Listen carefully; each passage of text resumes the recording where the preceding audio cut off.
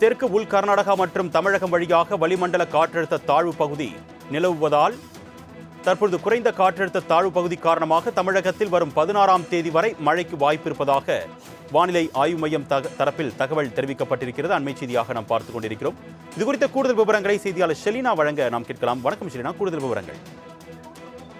குமரிக்கடல் பகுதியில் நிலவி வந்த வளிமண்டல மேலடுக்கு சுழற்சி என்பது தற்பொழுது வங்கக்கடல் பகுதியில் குறைந்த காற்றழுத்த தாழ்வு பகுதியாக உருவாகி இருப்பதாக இந்திய வானிலை ஆய்வு மையம் தெரிவித்திருக்கிறது. இதன் காரணமாக தமிழகத்தை பொறுத்தவரையிலும் அடுத்து வரக்கூடிய 3 to 4 நாட்கள் வரையிலும் கனமழைக்கான வாய்ப்பு இருக்கக்கூடும் என்று வானிலை ஆய்வு மையம் எச்சரிக்கை விடுக்கப்பட்டிருக்கிறது. குறிப்பாக வங்கக்கடலோர பகுதியில் குறைந்த காற்றழுத்த தாழ்வு பகுதி என்பது உருவாகி இருக்கக்கூடிய நிலையில் கடலோர மாவட்டங்களை பொறுத்தவரையிலும் தமிழகத்தில் மழைக்கான வாய்ப்பு இருக்கக்கூடும் என்று எச்சரிக்கை விடுக்கப்பட்டிருக்கிறது. தொடர்ந்து தமிழகத்தில் பல்வேறு மாவட்டங்களில் கடந்த 2-3 நாட்களாகவே மழை என்பது பதிவாகி வருகிறது. சென்னையை பொறுத்தவரையிலும் விட்டு லேசான மழைக்கான வாய்ப்பு இருக்கக்கூடும் என்று வானிலை ஆய்வு மையம் எச்சரிக்கை விடுக்கப்பட்டிருக்கிறது.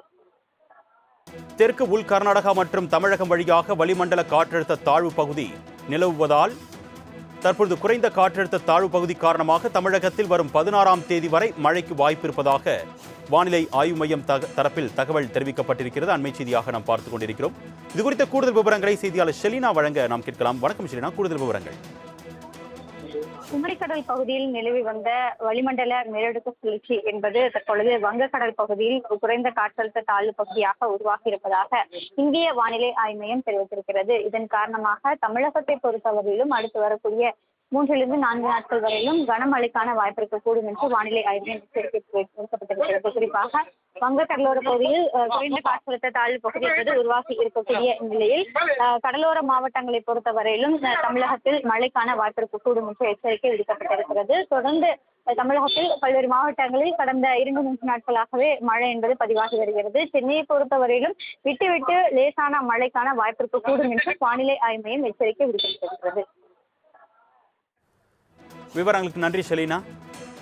தெற்கு உள் கர்நாடகா மற்றும் தமிழகம் வழியாக வளிமண்டல காற்றழுத்த தாழ்வு பகுதி நிலவுவதால் தற்பொழுது குறைந்த காற்றழுத்த தாழ்வு பகுதி காரணமாக தமிழகத்தில் வரும் 16ஆம் தேதி வரை மழைக்கு வாய்ப்பு இருப்பதாக வானிலை ஆய்வு மையம் தரப்பில் தகவல் தெரிவிக்கப்பட்டிருக்கிறது. அண்மை செய்தியாக நாம் பார்த்துக் கொண்டிருக்கிறோம்.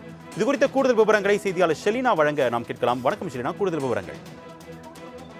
குமரிக்கடல் பகுதியில் நிலவி வந்த வளிமண்டல மேலடுக்கு சுழற்சி என்பது தற்பொழுது வங்கக்கடல் பகுதியில் குறைந்த காற்றழுத்த தாழ்வு பகுதியாக உருவாகி இருப்பதாக இந்திய வானிலை ஆய்வு மையம் தெரிவித்திருக்கிறது. இதன் காரணமாக தமிழகத்தை பொறுத்தவரையிலும் அடுத்து வரக்கூடிய 3 to 4 நாட்கள் வரையிலும் கனமழைக்கான வாய்ப்பு இருக்கக்கூடும் என்று வானிலை ஆய்வு மையம் எச்சரிக்கை விடுக்கப்பட்டிருக்கிறது. குறிப்பாக வங்கக்கடலோர பகுதியில் குறைந்த காற்றழுத்த தாழ்வு பகுதி என்பது உருவாகி இருக்கக்கூடிய நிலையில் கடலோர மாவட்டங்களை பொறுத்தவரையிலும் தமிழகத்தில் மழைக்கான வாய்ப்பு இருக்கக்கூடும் என்று எச்சரிக்கை விடுக்கப்பட்டிருக்கிறது. தொடர்ந்து தமிழகத்தில் பல்வேறு மாவட்டங்களில் கடந்த 2-3 நாட்களாகவே மழை என்பது பதிவாகி வருகிறது. சென்னையை பொறுத்தவரையிலும் விட்டு லேசான மழைக்கான வாய்ப்பு இருக்கக்கூடும் என்று வானிலை ஆய்வு மையம் எச்சரிக்கை விடுக்கப்பட்டிருக்கிறது. விவரங்களுக்கு நன்றி ஷெலினா.